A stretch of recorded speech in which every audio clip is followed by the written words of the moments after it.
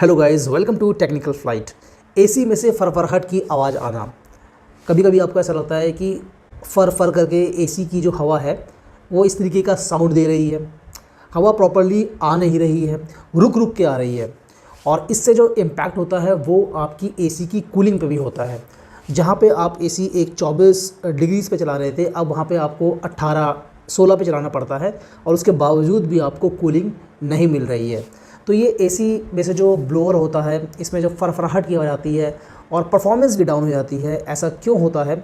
इसके मेरे पास कुछ 3-4 कारण हैं और उन्हीं का ही सॉल्यूशन हम इस वीडियो में देखेंगे। तो चलिए दोस्तों, इस वीडियो को शुरू करते हैं। फरफराहट होने का जो मेन रीज़न है वो तो सेम ही है। उसका रीज़न ये है कि जो एयर सर्कुलेशन है एसी में अच्छे तरीके से नहीं हो रहा है। एसी कैसे काम करता है? एसी आप ही ये रूम से या जिस भी एरिया को आपको ठंडा करना है वहीं से ही हवा लेता है, उसी को ठंडा करता है और आपको ठंडी हवा देता है। अब अगर उसको एयर सही से नहीं मिल रही है तो ये आपके साथ प्रॉब्लम आएगी। तो सबसे पहली जो चीज़ है, जो कि हो सकता है ऑब्वियस थिंग है और ये लोग आप कर भी चुके हो, मैं स्टेप वाइज चलूँगा। मेरे पास कुछ स्टेप्स हैं, मैं उनके बारे में बात करूँगा। हो सकता है कि आपको पहले दूसरे स्टेप्स पता ही हों, लेकिन फिर भी मैं क्योंकि स्टेप वाइज चलने वाला हूँ इसलिए मैं सारे स्टेप्स कवर करूँगा। एक जो चीज़ होती है जो कि हम यूजुअली अपने एसी में साफ़ करते रहते हैं, खुद ही साफ़ कर लेते हैं, किसी टेक्नीशियन को बुलाने की ज़रूरत नहीं होती है, और वो है एयर फ़िल्टर्स। एयर फ़िल्टर्स को कहा जाता है कि आप नॉर्मली जो है उसको 15 से लेकर 1 महीने में एटलीस्ट एक बार तो साफ़ कर लिया करें। बहुत ईजी होता है, एसी खोलना होता है, एयर फ़िल्टर्स निकालने होते हैं, जाली सी होती है जो, और उसको आपको सिंपल पानी से धो लेना है और वापस उसको सुखा के लगा देना है। ये काम आपको हर 15 दिन में करना है। अगर आपने ये काम बहुत दिनों से नहीं किया है तो ये काम कर लें। हो सकता है आपकी इसी वजह से ये समस्या आ रही हो, फरफराहट आ रही हो, आवाज़ आ रही हो इसे चलते हुए काफ़ी ज़्यादा, और हवा रुक रही हो और आपकी कूलिंग इम्पैक्ट हो रही हो। नॉर्मली जैसे मैंने बताया कि हम ये लोग करते ही हैं, तो इसके अभी इस स्टेप से हम आगे बढ़ते हैं।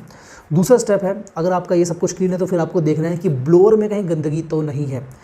ब्लोअर जो होता है एसी का, उसमें कई बार क्या होता है कि जैसा कि आप सीज़न स्टार्ट हो चुका है, अप्रैल मार्च से सीज़न स्टार्ट हो जाता है एसी का, उसके बाद उसमें धूल की परत जमना शुरू हो जाती है। तो ये चेक करना बहुत ज़रूरी है। इसके लिए आप जो वेंट्स होते हैं या जो स्ट्रिप्स होती हैं एसी की, उनको हल्का सा, जब इस पोजीशन पे हैं, जब आप थ्रू देख पा रहे हो ब्लोअर के, वहीं पे ही अपना एसी को बंद कर दीजिए। तो उन दोनों के बीच में गैप आ जाएगा और आप देख पाएंगे कि ब्लोअर में गंदगी है या नहीं है। अपने टॉर्च की सहायता से या फिर मोबाइल के टॉर्च की सहायता से आप देख सकते हैं कि कितनी गंदगी है। अगर आपको वहाँ पे गंदगी दिखाई दे रही है तो ये भी एक रीज़न हो सकता है फरफराहट का। इसके लिए आपको कोई भी पुराना टूथब्रश लेना है और बहुत ही हल्के हाथ से, बहुत ही संभलते हुए साफ़ करना है, क्योंकि जो ब्लोअर की जो प्लास्टिक यूज़ होता है वो काफ़ी ज़्यादा हार्ड होता है, और वो हार्ड प्लास्टिक होने की वजह से वो फ्लेक्सिबल नहीं होता है, तो उसमें अगर आप जोड़ देते हैं तो वो टूट सकता है। तो बहुत ही आराम से आपको जो है वो टूथब्रश का यूज़ करते हुए उस गंदगी को, उस धूल को साफ़ कर लेना है। कोई बेबी टूथब्रश ले सकते हैं तो वो ज़्यादा बेटर रहेगा, क्योंकि वो सॉफ्ट भी रहेगा और उसके जो ब्रिसल्स होते हैं वो आगे पे ही केंद्रित होते हैं। तो वो अगर आप एक ब्रश यूज़ कर सकते हैं और उससे आप अपने एसी के ब्लोअर को साफ़ कर लीजिए, घुमा घुमा के साफ़ कर लीजिए। मैक्सिमम जितना हो पाए आप उतना करिए, क्योंकि परफेक्शन से तो आप नहीं कर पाएंगे, वो तो तभी कोई मैकेनिक आगे कर पाएगा, या फिर जब जेट स्प्रे से जब हमारा एसी सर्विस होती है तभी उसकी प्रॉपर्ली क्लीनिंग हो पाती है। एनीवेज़, आपको मैक्सिमम पॉसिबिलिटी के साथ में कर लेना है इसको भी साफ़, और आप देखेंगे कि हो सकता है यही रीज़न रहा हो फरफराहट का, और वो फरफराहट, इसको ठीक करने के बाद आप अपने एसी को चलाएँ, वो आपको फरफराहट की आवाज़ नहीं देगा। ये 2 काम आपने कर लिए, लेकिन फिर भी एसी की फरफराहट नहीं जा रही है, तो जो तीसरा रीज़न हो सकता है वो हो सकता है, आपने देखा होगा एसी का जो पीछे की तरफ से जो यूनिट होती है जहाँ से पानी निकलता है उसका, उस यूनिट को आपको देखना है, क्योंकि आप देखेंगे नॉर्मली एक पाइप के थ्रू हम लोग अपना उस पानी को नीचे कहीं छोड़ रहे होते हैं। अब क्या होता है कि कई बार वो पाइप जो होता है वो उसमें ब्लॉकेज आ जाती है। हो सकता है आपने ऐसे नॉर्मली छोड़ा हुआ है, उसमें वो ज़मीन पे टच हो रहा है या किसी भी जगह पे टच हो रहा है, किसी भी सरफेस पे टच हो रहा है, वहाँ पे वो ब्लॉक हो रहा है, उसकी सरफेस ओपनिंग ब्लॉक हो रही है, या फिर उसके अंदर ही कुछ फंस चुका है। तो वो थोड़ा सा पाइप को आपको देखना है, उसको निकाल लीजिए, या जैसे भी है थोड़ा सा कुछ देखिए, उसको साफ़ करने की कोशिश करिए, या फिर जो जहाँ पे वो पाइप अटैच है वहाँ पे भी आप हल्का सा, ज़्यादा आपको कोशिश नहीं करनी है, क्योंकि और ये सब काम आपको तब करना है जब आप एसी प्रॉपर्ली बंद कर चुके हों, मेंस से हटा चुके हों। ये आपको हमेशा ध्यान रखना है। कोई भी काम एसी का कर रहे हैं तो वो आप मेंस से हटा के ही आपको करने हैं। ये इसलिए क्योंकि भाई इससे आपको शॉक लगने का खतरा नहीं रहेगा।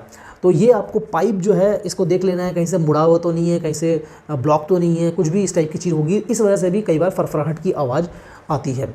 तो ये काम आपने कर लिया, तो तीनों काम आपने कर लिया। उसके बाद आप देखिए इसे चला के, और उसके बाद अगर आपको लगता है प्रॉब्लम सॉल्व हो गई है तो वेल एंड गुड। लेकिन अगर फिर भी प्रॉब्लम आपकी सॉल्व नहीं हुई है तो दोस्तों इसके लिए क्या है कि अब ये कुछ इंटरनल चीज़ें हैं, अब ये आपको साफ़ करने वाली कुछ आपके पास ऐसे कोई चीज़ नहीं है कि आप उसे साफ़ कर सकें। इसके लिए आपको क्या करना है, इसके लिए आपको अपने एसी को ड्राई मोड पे चलाना है। ड्राई मोड मतलब कि फ़ैन मोड भी होता है। नॉर्मली एसी में 3 मोड होते हैं, एक होता है आपका कूलिंग मोड, दूसरा होता है आपका ह्यूमिडिटी या फिर रेन सीज़न में चलाने वाला मोड, जब आप बारिश वारिश होती है तब चलाते हैं, और तीसरा मोड होता है ड्राई मोड या फिर फ़ैन मोड। तो फ़ैन मोड पे आपको एसी को चलाना है एटलीस्ट 2 घंटे तक। 2 घंटे तक आप अपने एसी को फ़ैन मोड पे चलाएं और उसको कम से कम मतलब चलने दें, कम से कम 1.5-2 घंटे तक चलने दें, 2.5 घंटे तक चलने दें अच्छे तरीके से। इससे क्या होता है कि जो ड्राई एयर होती है वो अंदर के मॉइस्चर को बाहर निकलती है, क्योंकि जब आपने ड्राई मोड पे चलाया होता है तो कोई मॉइस्चर क्रिएट नहीं हो रहा था, क्योंकि अभी इस समय पे आपका जो एसी है सिर्फ फ़ैन चला रहा है, बिजली भी कंजप्शन बिल्कुल ना के बराबर है। एक जो हमारा सीलिंग फ़ैन होता है उससे भी कम कंज्यूम हो रही होती है, और आपकी जो भी अंदर की ड्राई क्लीनिंग बोल लीजिए एक तरीके से, क्योंकि ड्राई मोड पे चल रहा है तो एक तरीके से ड्राई क्लीनिंग ये आपके एसी की कर रहा होता है। इससे क्या होता है, जो मॉइस्चर होता है वो बाहर निकलता है। और जैसे ही आप ये 2-2.5 घंटे तक चलाते हैं, इसके बाद आप अपना एसी चलाएंगे कूलिंग मोड पे, तो आप देखेंगे कि आपको फरफराहट की आवाज़ बिल्कुल ख़त्म मिलेगी। तो ये 4 चीज़ें हैं, स्टेप वाइज आपको फॉलो करनी है। अगर आप पहली कर चुके हैं तो दूसरी करिए, दूसरी कर लिए तो तीसरे कर लिए, तीसरे कर लिए तो आप 4th करिए। लेकिन ये 4 तरीके हैं, इनसे आपकी प्रॉब्लम सॉल्व हो जानी चाहिए।